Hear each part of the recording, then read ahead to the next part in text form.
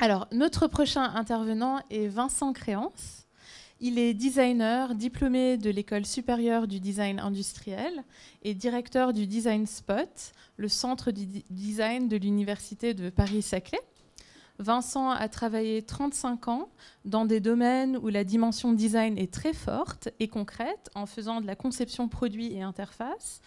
Alors, un peu comme Janus, le dieu romain à deux visages, il a été à la fois directeur de design et directeur de communication chez Alcatel. Il a travaillé dans le privé et dans le public, pour des entreprises nationales et internationales, pour des PME comme pour des grands groupes industriels. Ça fait plus de 2 visages d'ailleurs. Alors, si Vincent Créance ne croit pas trop aux méthodes utilisateurs, il croit en revanche aux designers avec un grand D et à la prise de risque. Alors, il m'a même dit que pour lui, s'il n'y a plus de risque, il n'y a plus d'innovation, plus de progrès, ce qui explique peut-être son intérêt pour les compétitions de moto. Vincent nous parlera aussi des tensions qu'il perçoit entre méthode d'un côté et innovation, du rôle qu'il voit pour les designers et de sa méfiance de ce qui est trop cartésien. Bon, bonjour à toutes et tous. Bien, si tout le monde est prête, allons-y. Merci pour cette introduction. J'ai plus grand-chose à raconter, je ne vais pas me représenter, hein, maintenant c'est fait. Je vous propose qu'on aille directement dans le vif du sujet et puis de faire un peu comme moi, en fait, finalement, avant de préparer cette intervention. Vous m'entendez tous bien? Oui. Un petit peu comme moi, quand j'ai préparé cette intervention, design thinking, je me suis dit, au fait, à propos, on parle de design thinking, tiens, je vais aller me renseigner un petit peu, puis voir de quoi il s'agit. Puis moi, j'ai une méthode très, très, très simple pour aller me renseigner sur design thinking, ou pour tout autre sujet. Un réflexe peut-être d'homme d'image, en quelque sorte, c'est d'aller sous Google Images. Voilà. Et ça m'a beaucoup plu. Ça m'a beaucoup plu. J'ai fait une petite collection. Je n'ai pas fait de sélection, hein, c'est vraiment les toutes premières qui sont tombées. Faites le même exercice, vous reverrez les mêmes images. J'ai fait une petite collection, je les ai mis dans un certain ordre et ça m'a amené quelques réflexions. Alors, je vais le faire sur un mode un peu critique, un petit peu, peut-être un peu provoquant. Bon. La première, allons aux sources. Stanford, on va dire les prémices du design thinking, la naissance de la méthodologie qui était mise en œuvre avec le succès qu'on connaît. Et puis, ça fait du bien de reprendre un peu de recul. Je regarde ça, puis je me dis, mais c'est incompréhensible ce truc. Je vois un processus linéaire, je vois des mots anglais que j'arrive à comprendre. Je vois que c'est une méthode avec des boucles itératives. Mais bon, tout à fait franchement, il va falloir que j'y réfléchisse un petit peu plus, que je réfléchisse un peu plus longtemps si vous me demandez de l'expliquer. On continue. Bon, ça se passe de commentaires, je crois. Alors, vous le voyez peut-être pas, mais il y a un mot qui est très très important. C'est marqué agile ici. Ah oui, ça, je pense qu'on a tout intérêt à être agile pour appliquer une méthode comme celle-ci. En tout cas, moi, j'aurais pas l'agilité suffisante pour y arriver. On continue. Alors là, il n'y a pas eu de designer. On peut se demander aussi s'il y a eu des design thinkers qui ont réalisé cette slide. Bon, bref. Et comme tout ça est un petit peu compliqué, il y a des gens qui se sont dit il vaut peut-être mieux essayer de conceptualiser. Alors, moi j'adore. Il y a un côté magique. Un sac de nœuds invraisemblable, tout est simple, tout est merveilleux. Ce design thinking process. Waouh, si ça pouvait être comme ça pour de vrai, ça serait génial. En tout cas, ça fait de belles images. Hein, ici, voilà, méthodologie, modèle boule de billard, là, qui est assez sympa. Carreau de salle de bain, pas mal non plus, en couleur. La roue de la fortune. Les bulles de savon. Bon, je me moque un peu. L'idée n'est pas du tout d'être un peu condescendant. C'est pas du tout ça. C'est surtout de montrer par quelques images, avec un petit peu d'humour, de montrer par quelques images à quel point on passe d'un processus linéaire à un processus circulaire qui prend des formes très différentes, parfois un petit peu complexes quand même, malgré tout, il faut bien le reconnaître. Et puis, tiens, j'avais oublié celle-là, le grand 8 ou l'infini. Ce qui était assez amusant dans les deux dernières, c'est que au début, on était sur un processus linéaire, et là, on est sur un processus, je reviens en arrière, en boucle, ou en boucle un peu plus complexe. Et c'est-à-dire que le design thinking, c'est quelque chose qui tourne en boucle et qui revient à son point de départ à chaque fois. Bon, c'est pareil. J'adore celle-là. Alors celle-là, je l'adore. Passer au design thinking, comme une pub pour la lessive là, des années 50, 60 outils pour démarrer. Je pense qu'en 3-4 heures de lecture, j'aurais fini ce bouquin. C'est un bouquin qui est édité par Erol. 3-4 heures, peut-être 5, allez, je pense que j'aurais fini le bouquin. Ça veut dire que je peux démarrer. Ça y est, je peux m'y coller. 3-4 heures de temps à rapprocher quand même, malgré tout, d'une certaine façon, si on veut prendre un peu de recul, à rapprocher à, on va dire, 6 à 7 ans d'études pour être ingénieur diplômé d'un master, à peu près, prépa comprise. Hein. L1, L2, L3, prépa, L1, L2, L3, M1, M2. Pareil en marketing, pareil en design. 6 ans avant de commencer à être débutant, hein, jeune professionnel. Tout ça pour mettre un peu pour mettre un peu les choses en perspective. Et puis j'ai gardé la meilleure pour la fin. Ça serait mieux si on la laissait, voilà. J'ai gardé la meilleure pour la fin parce que elle pose une question de fond sur laquelle j'aimerais vous faire réagir, réfléchir. Il y a une petite phrase là-dedans, je ne sais pas si vous la voyez, notamment si vous êtes au fond, je vais vous la lire. Le design thinking, ça c'est grandiose, c'est minimiser les risques de l'innovation en engageant les utilisateurs. Minimiser les risques de l'innovation. Ah, l'innovation, j'ai peur, c'est risqué. Il faut absolument que je limite les risques de l'innovation. L'innovation, vous savez, minimisons les risques. Il y a quand même quelque chose là d'étrange, je dirais. En engageant les utilisateurs pour réaliser, tester, affiner, etc. Donc, nous allons minimiser les risques en mettant les utilisateurs au centre du sujet. Donc on va essayer de ne pas faire d'innovation en mettant les innovateurs au centre. Je provoque. Néanmoins, je pense que la succession de slides qu'on vient de voir lève, je crois, 3 interrogations. La première, c'est de se poser la question de la méthode. Le design thinking, finalement, a des vertus, je dirais, assez fabuleuses. On y reviendra à la fin sous forme de conclusion.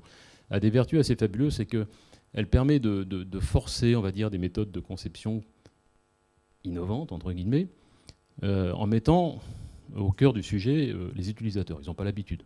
D'habitude, c'est plutôt l'inverse. Hein. On part des besoins de l'entreprise et puis on essaye après de faire en sorte que ça puisse coïncider avec ceux des utilisateurs. Donc c'est une méthode qui a ses vertus. Mais c'est une méthode.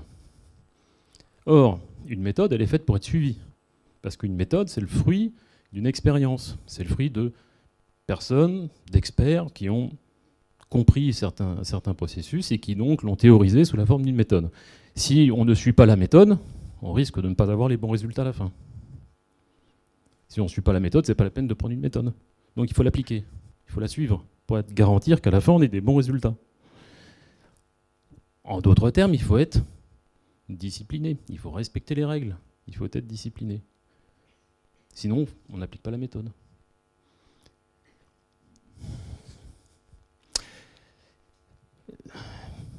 Ça me gêne. Ça me gêne d'une certaine façon. Quand on parle d'innovation, l'innovation, c'est pas discipliné. L'innovation, c'est pas appliquer ce qu'on sait. C'est pas de l'innovation.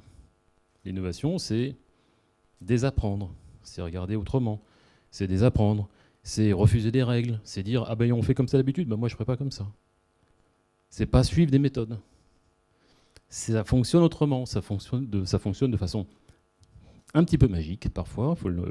La part du hasard est aussi importante, mais l'innovation s'accommode mal. Il faut un côté un peu rebelle dans l'innovation. Il faut refuser l'ordre établi, il faut refuser ce qui est communément admis. Or, aujourd'hui, Quand on applique des méthodes, c'est un peu le contraire. On applique quelque chose, on est discipliné, on met en place un système qu'on respecte avec l'espoir d'arriver à un résultat.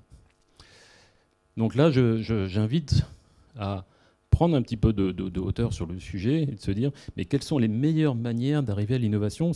Est-ce que c'est d'être discipliné? Est-ce que c'est d'appliquer quelque chose qu'on m'a enseigné, etc. Non, moi je ne crois pas. Le deuxième point, alors là c'est un petit peu plus... le premier est déjà pas si évident, mais le deuxième est encore un peu plus complexe. C'est la critique de la mise en œuvre d'un utilisateur au centre d'un processus. En matière de design thinking, l'idée est toujours de mettre l'utilisateur au centre. Moi, dans les vies antérieures, j'ai vu beaucoup de focus group, par exemple. Je voudrais faire une analogie avec ça. Le principe d'un focus group, c'est qu'on a mis un produit nouveau, on le teste, on essaye d'en apprendre le maximum possible, et puis on en tire des conclusions, on lance le produit, on ne lance pas, on le modifie, etc. etc. C'est assez intéressant à observer. Et moi, j'ai toujours eu quelques doutes. Alors, les designers n'aiment pas les focus group, d'abord parce qu'ils sont jugés, donc on n'aime pas ça. Donc, ils cherchent toujours à dire que ça ne sert à rien, que c'est débile. Bon, voilà. Donc, on est suspecté d'être jugé parti à raison. Néanmoins, on peut quand même prendre un peu de recul. Le propre d'un utilisateur dans un focus group, c'est de ne pas projeter. C'est pas ce qu'on lui demande d'ailleurs. On lui demande simplement de donner son avis sur un produit, un service, n'importe quoi. L'utilisateur va donner son avis. Son avis, il va le formuler comment? Sur la base de ce qu'il sait. Ce qu'il sait, c'est le résultat de son expérience. En gros, il va donner un avis sur la base de son vécu. Finalement, on regarde dans un rétroviseur. Il n'y a pas de projection. C'est très difficile pour un utilisateur de projeter. Et pourquoi c'est très difficile? Parce qu'on ne sait pas ce que sera demain. On ne peut pas le savoir. Pas plus que n'importe qui. Donc il réagit par rapport au passé. On regarde dans le rétroviseur avec un focus group. Et je crois que dès que l'on met les utilisateurs au centre d'un processus, il faut toujours garder ça à l'esprit. On est en train, au mieux, de voir le présent, sans doute une part du passé, mais pas l'avenir. Et c'est un point que je crois mérite d'être, on va dire, mûri dans vos esprits, vis-à-vis du design thinking qui a tendance à mettre toujours l'utilisateur au centre. C'est très vertueux, mais ça a aussi peut-être des effets pervers. Troisième interrogation, thinking, que j'oppose à design. Thinking, c'est un jeu de mots, évidemment, vous l'avez bien vu, mais thinking, je le mets devant. En fait, thinking, il faut le comprendre ici, là, comme étant la pensée, c'est du concept. Et puis le design, qui n'est pas de la pensée ni du concept, qui est de la matérialisation, de la mise en forme. Donc on oppose là deux stades, on va dire, de développement. La plupart du temps, ce que j'ai pu remarquer dans les démarches de mise en œuvre en matière de design thinking, c'est le passage à l'acte. On prototype, on confronte, on teste, on confronte, on interagit, on fait des itérations, on interagit, etc., etc. Mais pour des problèmes de temps, la plupart du temps, les concepts sont matérialisés, je dirais, à la petite semaine. Des bouts de carton, du fil de fer, de la pâte à modeler, ou l'équivalent. Je caricature un peu, encore une fois, mais néanmoins, des projets qui sont peu souvent mis à un niveau de qualitatif, je dirais, suffisant. Et je pense que ça entraîne des biais très importants. C'est-à-dire que quand vous présentez un concept, quel que soit son intérêt, sous forme d'un prototype un peu bâclé, les résultats que vous allez en avoir ne seront pas les mêmes que si vous présentez un produit qui a été designé avec soin, avec un niveau qualitatif très élevé et qui va peut-être générer des effets insoupçonnés d'adhésion ou de rejet, si on a mal fait notre travail, mais d'adhésion si ça a été bien fait par rapport à un bout de carton, à quelques bouts de carton assemblés avec du scotch. Et ça entraîne des biais, je pense, très très importants liés à cette discipline. Tout simplement parce qu'il faut que ça aille vite, comme tout, et que donc on n'a pas le temps de faire les choses vraiment à un niveau de qualitatif suffisant, je pense. Alors, est-ce que ça veut dire qu'il faut faut pas en faire.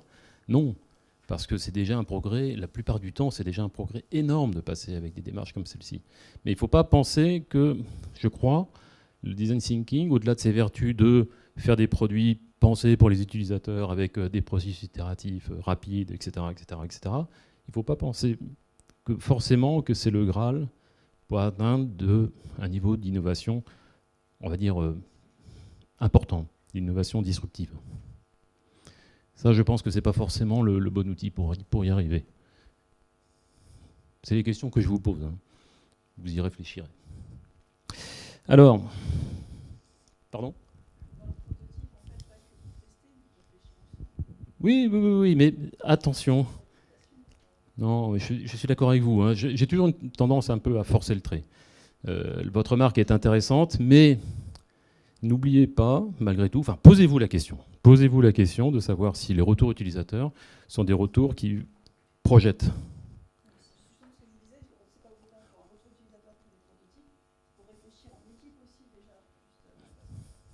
Non, tout à fait. Alors, arrivé là, on pose la question finalement de l'innovation et du risque. Moi, quand je lisais tout à l'heure, c'est une manière de minimiser les risques, je me dis c'est mal parti. Je parle d'innovation. Hein. Là, ça pose la question de l'innovation. Et l'innovation, ça pose la question du risque. Et ce que j'aimerais vous dire, ou un sujet sur lequel j'aimerais vous faire réagir également, c'est est-ce que les entreprises, sur le fond, sont bien, on va dire, capées, mindées, préparées à mettre en place de l'innovation sur le fond. Moi, ma réponse n'est pas très positive, à vrai dire. Et plus les entreprises sont importantes, je ne vais pas vous apprendre quoi que ce soit de nouveau, mais moi c'est le cas. Ça, c'est les observations que j'ai faites quand j'étais dans mes toutes premières participations au comité de direction dans les grosses entreprises. J'en ai fait quelques-uns. Enfin, j'étais dans un comité de direction en tant qu'acteur, mais j'y ai participé à de nombreux autres pour de comptes de clients, etc., dans les présentations. C'est assez remarquable de voir à quel point, en fait, ces comités de direction cherchent à préserver, on va dire, le nerf de la guerre qui est l'argent. L'argent déteste le risque. C'est comme ça. Les banques ne donnent un centime que s'ils sont certains d'en récupérer 2. S'ils sont certains d'en perdre 0,5, ils ne donneront jamais, on ne prête qu'aux riches. Enfin, tout ça, c'est parfaitement connu. L'argent déteste le risque et les entreprises sont très exposées aux besoins d'argent. C'est le nerf de la guerre. Et plus les entreprises sont grosses, plus elles manipulent des sommes importantes et plus elles sont contraintes de prendre en compte cette dimension argent, rassurer les banquiers, les investisseurs, les analystes financiers, les cours de bourse, etc., etc. Et finalement, un comité de direction, quand on observe la façon dont ça se passe, c'est tenter, on va dire, de sécuriser l'avenir de l'entreprise. Et pour tenter de sécuriser l'avenir de l'entreprise, pour qu'elle puisse garantir qu'elle va ramener de la richesse, du revenu, pour tenter d'y arriver, on applique ce qu'on a appris à l'école. Les maths, les chiffres, les analyses, les synthèses. Ça, on voit ça dans les comités de direction. Beaucoup de chiffres, beaucoup d'analyses, beaucoup de synthèses, la plupart du temps par des gens de très très bon niveau. Donc ça cause. C'est même très impressionnant quand on est jeune designer et qu'on arrive là-dedans. C'est un peu tout petit, on n'ose pas parler parce qu'on n'a pas le niveau, tout bêtement. Mais il y a quand même un biais là-dessus, c'est que sur le fond, toutes ces entreprises qui mettent en place des chiffres, des analyses, qui font des synthèses pour garantir l'avenir, on peut se poser la question, est-ce que l'on arrive à domestiquer l'avenir à coup de chiffres ? Non, l'avenir, il ne se domestique pas comme ça, l'avenir. La pro-nature est imprédictible. Et ce n'est pas les chiffres qui vont rendre l'avenir certain. Sûrement pas.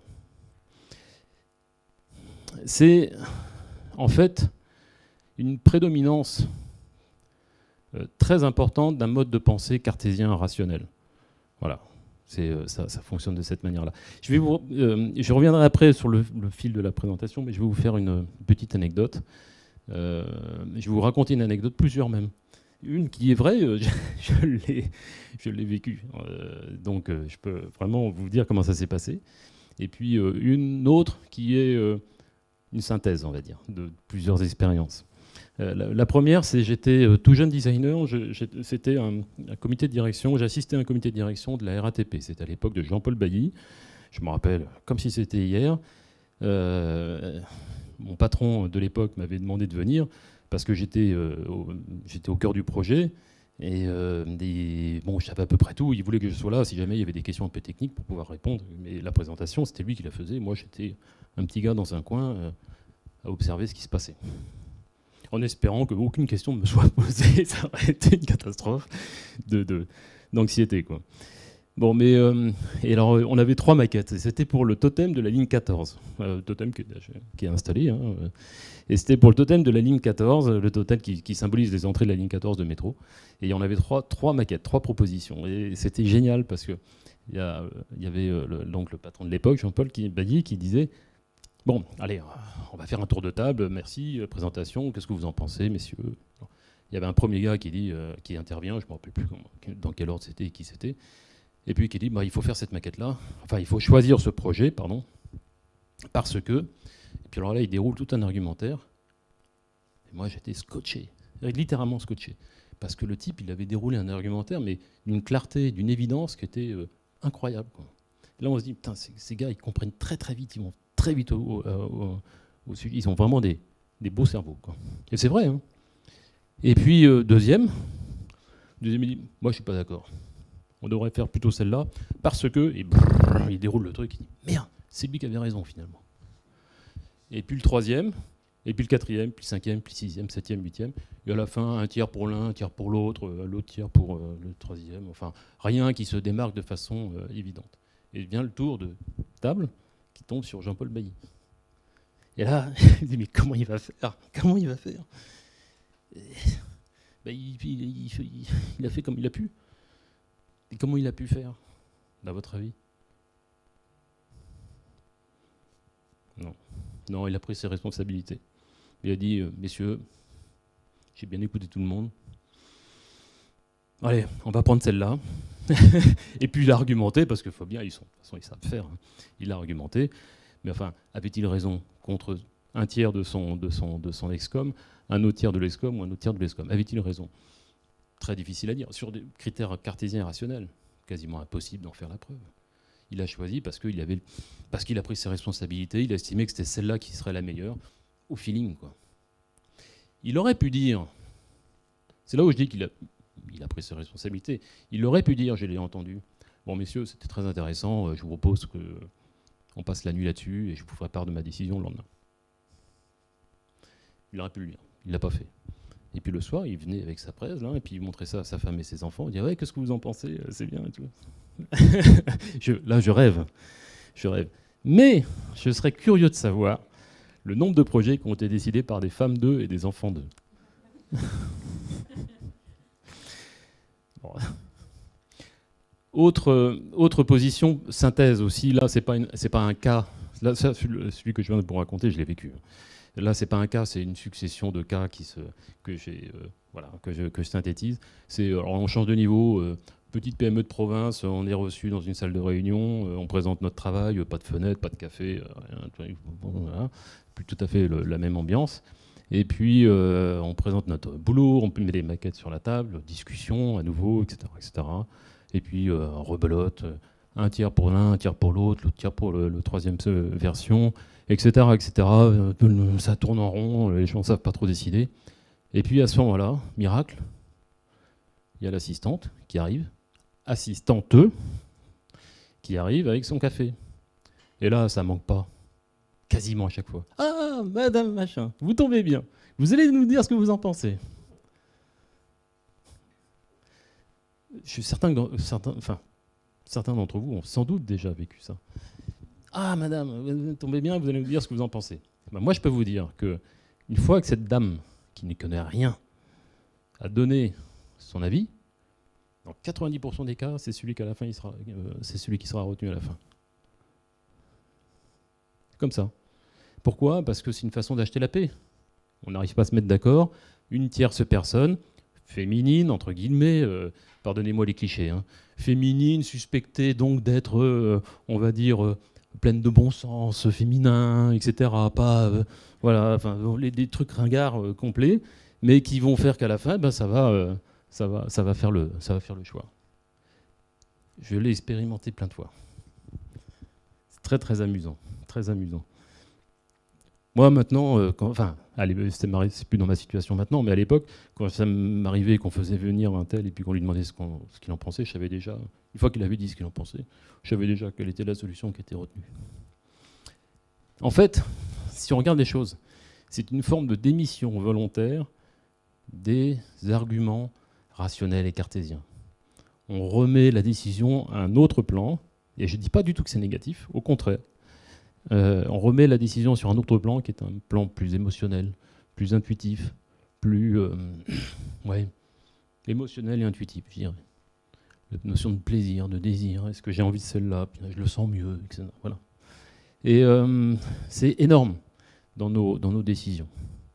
J'avais lu un article, là, c'était sur la finance, la grande finance, vous savez, des mecs qui sont prix Nobel et tout ça, prix Nobel de l'économie, qui, alors je ne pourrais pas vous réexpliquer, mais qui faisait la démonstration des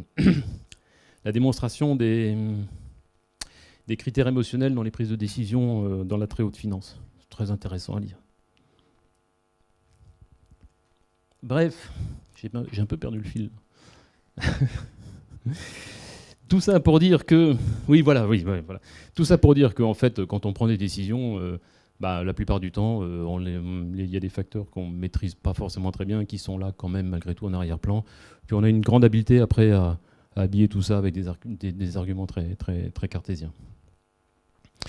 Mais le problème, c'est qu'on n'écoute pas ça. C'est presque inconscient, c'est qu'on n'écoute pas. Or, je pense que ça aurait de la valeur d'écouter ça davantage. Quand je suis arrivé donc dans ce comité de direction, que j'ai observé ce qui s'est passé, je n'osais pas prendre la parole, j'ai l'impression d'être ridicule à chaque fois avec mes petits arguments à la con. Et au fur et à mesure, on pose des questions. Ah oui, mais attendez, j'ai pas compris, et si ça... Et puis ces questions, on se rend compte qu'on n'a pas de réponse. Donc on se dit, putain, si j'ai posé une question où il n'y a pas de réponse, c'est peut-être qu'elle avait de l'intérêt quand même. Et puis on s'enhardit un peu, et puis on avance, etc. Et à la fin, on avait changé notre process de prise de décision. C'était assez amusant. On avait un excom, tous les directeurs étaient là, on faisait des revues de produits, on disait est-ce qu'on lance ce produit-là ou est-ce qu'on ne le lance pas, etc. On regardait tout ça comme d'habitude. Bon alors la bill of material, le prix, la campagne, le budget publicitaire, le design, les tests conso, tout va bien, etc. La techno, le délai, le planning. Bon. On regardait tout ça et puis tous les signaux étaient ouverts et on se disait c'était génial.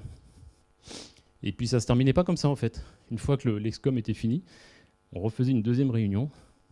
Il y avait le patron de la division, il y avait moi, il y avait le DIRCOM, pardon, c'était moi le DIRCOM. J'étais DIRCOM et directeur du design. Il y avait le patron de la division, moi, il y avait le directeur des ventes, même pas du marketing, il y avait le directeur des ventes et le directeur du marketing. Oui, voilà, c'est ça. Donc, patron de la division, directeur des ventes, directeur du marketing et moi-même. Et on regardait le produit, téléphone, c'était les téléphones. On regardait le produit et on se disait, bon, qu'est-ce qu'on fait avec ça? On y va ou on n'y va pas? Mais vraiment, quoi. Et en fait, quand on se disait, est-ce qu'on y va ou on n'y va pas, on ne regardait plus tous les phénomènes, enfin, tous les arguments rationnels. On disait, il nous excite ce produit, on a envie de le sortir, on y croit, on est impatient. Ou on se disait, ouais, c'est bien, ouais, c'est bien, c'est réussi, ouais, c'est pas mal, ouais. Mais c'est pas un de plus sur le marché? Est-ce qu'on est vraiment impatient? Est-ce qu'on a vraiment envie qu'il sorte? Est-ce qu'on en est malade qu'il ne soit pas demain sur les étagères? Et quand on se disait, bah non, on n'a pas cette impatience, on n'a pas envie, on n'a pas cet enthousiasme, il y avait le patron de la division qui me disait, bah, Vincent, allez, tu recommences. Alors moi, on reprenait pas tout à zéro, hein, parce qu'un process industriel, c'est long, c'est lourd, etc. Mais on reprenait tout ce qu'on pouvait changer encore facilement pour essayer de lui faire franchir le cran qu'il n'avait pas réussi à franchir au départ. Et ça, c'est une façon de penser qui n'existait pas avant que le design soit dans le comité de direction. Je pense que c'est une façon d'influencer, de manière de raisonner qui a fini par prendre un peu de poids et un peu de valeur. Bon, il faut quand même équilibrer les choses, hein, mais malgré tout, je crois que c'est intéressant. En fait, moi, un des enseignements que j'ai tirés de ces expériences, c'est de dire que finalement, si on prend une personne, n'importe qui dans cette pièce, moi, vous, et puis qu'on regarde cette histoire qui est un petit peu maintenant, un peu contestée, vous savez, c'était simple avant, on disait, bah, il y a le cerveau gauche, il y a le cerveau droit. Alors le cerveau droit, c'est le côté artiste, le cerveau gauche, c'est le côté rationnel. Bon, maintenant, on se rend compte que les choses sont plus complexes, évidemment. Enfin, voilà, globalement. Alors, si on ramène ça à une entreprise, c'est un cerveau gauche hypertrophié et un cerveau droit atrophié. C'est uniquement des approches cartésiennes, rationnelles, etc., qui sont survalorisées.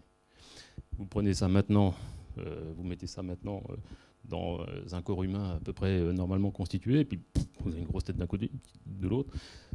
Sans parler de ça, tout simplement, quelqu'un qui est exclusivement orienté sur des aspects cartésiens rationnels, c'est désespérant, ces gens sont ennuyeux à mourir. À l'inverse, celui qui a tout le contraire, le cerveau droit hyper développé, le cerveau gauche, sont invivables la plupart du temps. Totalement imprédictibles, incontrôlables, etc. Les grands artistes, quoi, sont quasiment invivables. Et on se sent quand même mieux quand on a un équilibre entre les deux. Plus facile d'interagir. Plus facile d'interagir sur un plan cartésien et rationnel, mais aussi sur un plan purement intuitif et émotif. Bah moi, je dirais, les entreprises, c'est pareil. Ça devrait être pareil. Ça devrait être équilibré.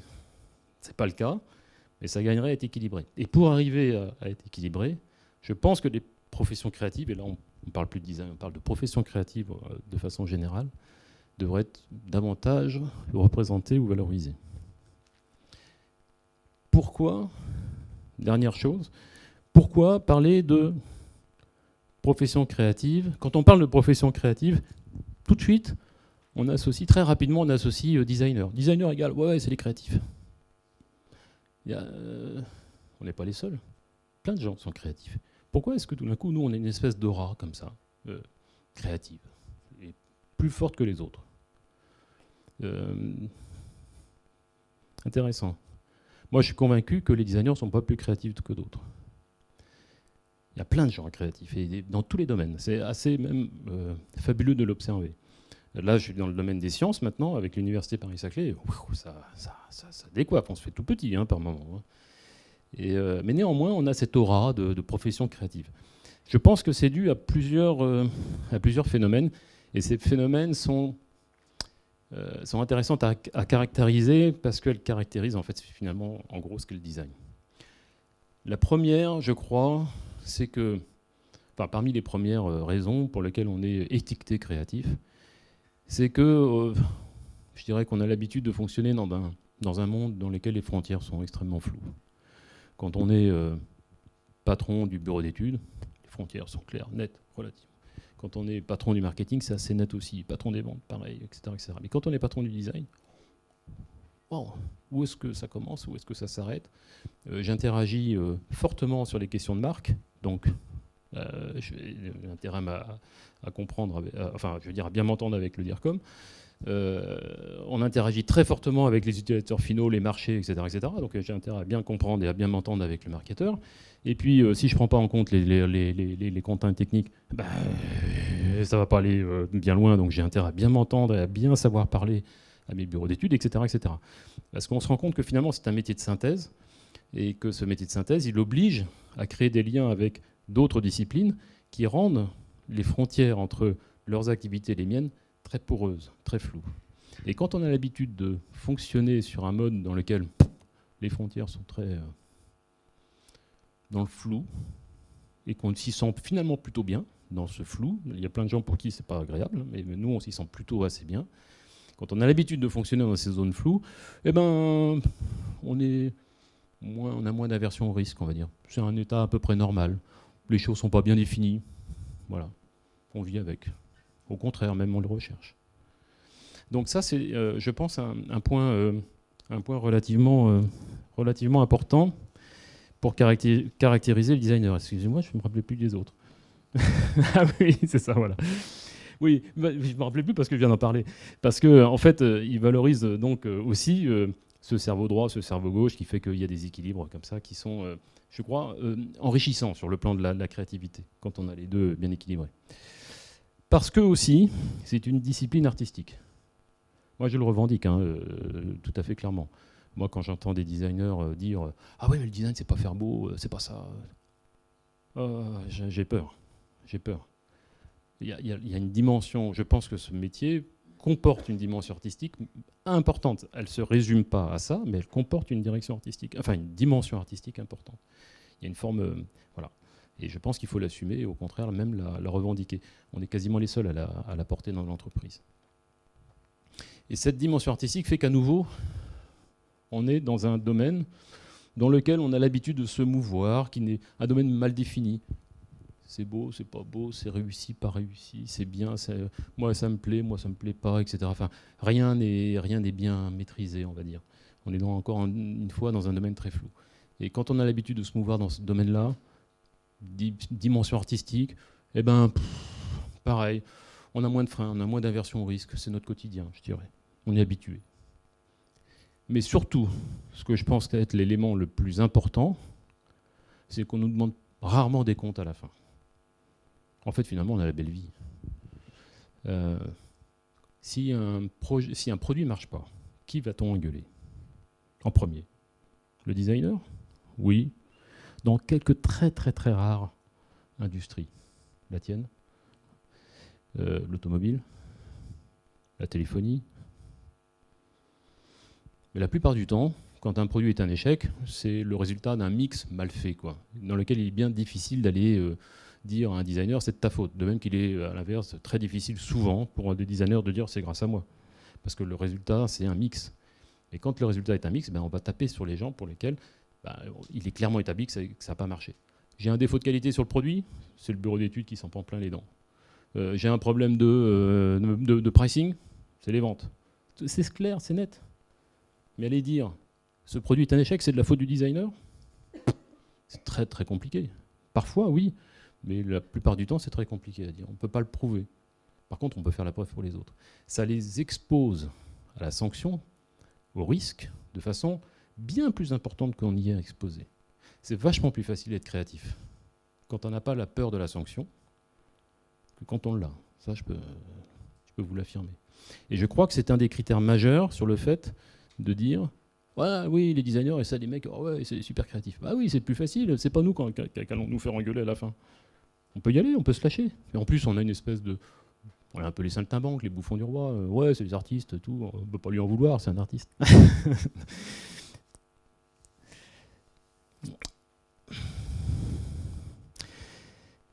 5 minutes, c'est le temps de la conclusion. Voilà. Ah oui, il y a des questions. Oui. Bon, le temps de la conclusion, elle est faite en 30 secondes. Hein. C'est ce que je vous ai dit là et que je vais essayer de résumer vraiment en 10 secondes. Enfin, oui, 15 secondes, 30.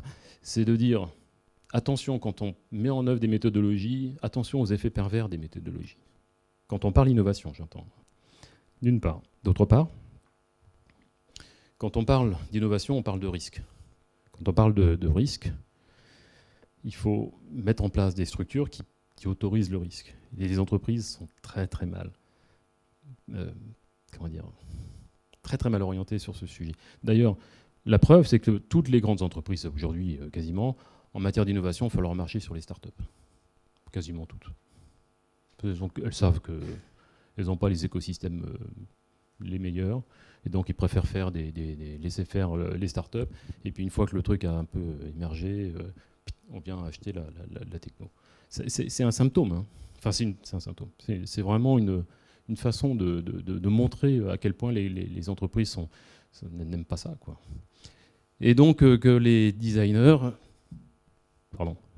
les professions créatives, je dirais plutôt, les professions créatives sont C'est un lieu commun maintenant de le dire, mais sont précieuses. Mais c'est pas parce que c'est un lieu commun, il faut comprendre pourquoi elles sont précieuses pour les entreprises, et puis surtout pour nous préparer des lendemains qui chantent.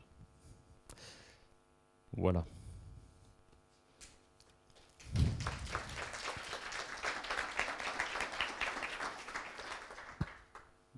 Il y a des questions, il y a de la place pour des questions ou pas? Oui, monsieur, là je vous ai vu lever la main.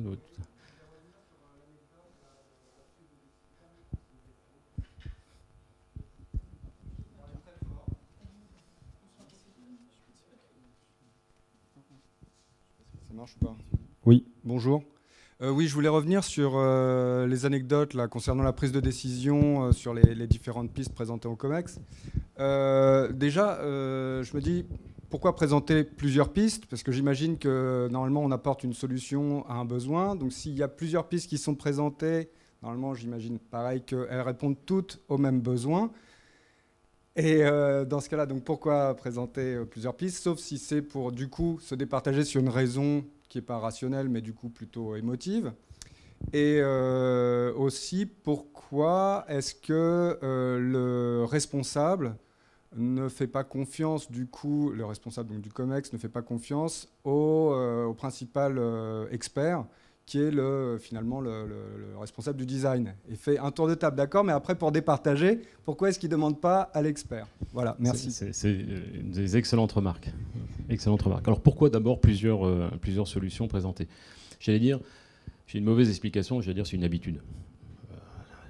On ne peut pas faire pire comme justification. Je pense que pourquoi cette habitude de présenter plusieurs propositions s'est installée, ça par contre il faut essayer d'y répondre. Pourquoi plusieurs propositions? Je crois qu'encore une fois, c'est l'idée du risque, on a peur. Si je viens avec une proposition et qu'elle ne plaît pas, putain, je suis banané, je suis mort. Donc quand je viens avec deux, je suis mieux. Si je viens avec 3, c'est bien. Et puis on a vu aussi des travers où, dans certains cas, il y a des designers qui viennent avec 10. Et là, ils démissionnent de leur rôle de conseil, d'une certaine façon. Donc je pense que 2, 3, c'est une manière pour le designer de ne pas brûler ses vaisseaux et puis de se dire, bon, si jamais, voilà, j'assure le coup, quoi. C'est une façon d'éviter une part de risque trop importante. Alors ça laisse aussi l'idée que le client s'implique, va choisir, etc. Et que donc ça le met au cœur du process. Voilà, ça laisse aussi un peu vous avez raison aussi de le mentionner. Mais sur le fond, je crois que c'est plutôt j'assure le coup quand même, quoi. Voilà. Alors après, oui. Attends, je vais juste terminer après, pourquoi on vient pas voir le designer en lui disant à la fin, bah, finalement il n'y a rien qui est départagé, c'est vous le professionnel, c'est vous qui allez nous le dire. Tout simplement parce que les designers ne sont pas considérés comme étant des grands décisionnaires aujourd'hui. On peut se poser la question de savoir pourquoi. Ils n'ont peut-être pas non plus le niveau ou la compétence ou la hauteur de vue. Voilà. Dans certains cas, je pense qu'on pourrait le dire. Et en tout cas, moi, ce que j'avais... Enfin, pour revenir sur cette anecdote, j'ai trouvé très positif que le patron de cette entreprise se mouille. Il a pris la décision. À la fin, c'est lui qui porte il n'est pas choquant que ça soit lui qui décide au-delà du designer. De même qu'il ne serait pas choquant non plus qu'il dise « Moi, j'ai mes compétences, mais celle-là, j'en ai pas du tout. C'est vous les pros, et c'est vous qui allez nous dire laquelle on devrait prendre. » Ça ne me choquerait pas non plus. Dans les deux cas, hein, je trouve que les deux positions seraient bonnes.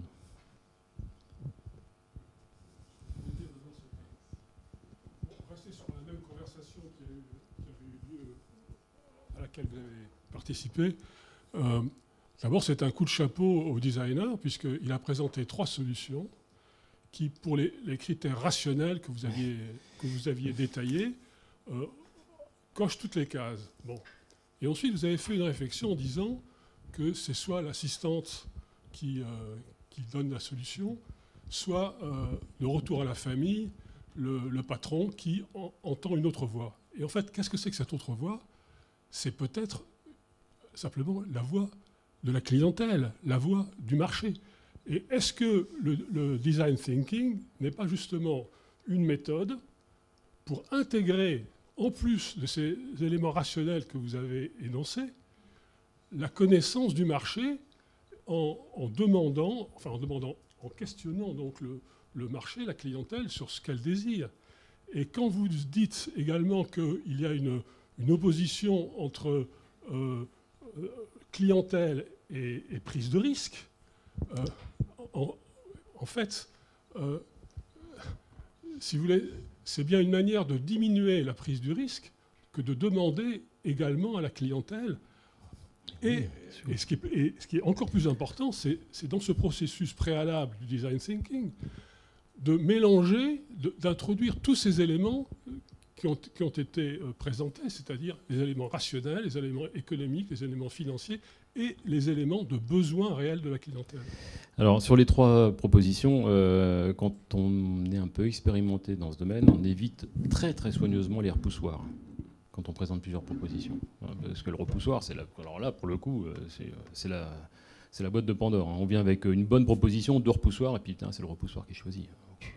Alors, quand on vient à ce niveau-là, on arrive avec 3 bonnes propositions dont on considère que les 3 ont de l'intérêt. Elles sont positionnées différemment, elles racontent une histoire différente, mais on estime que les 3 histoires ont de l'intérêt. C'est pour ça qu'elles sont présentées. Voilà, ça c'est pour le juste.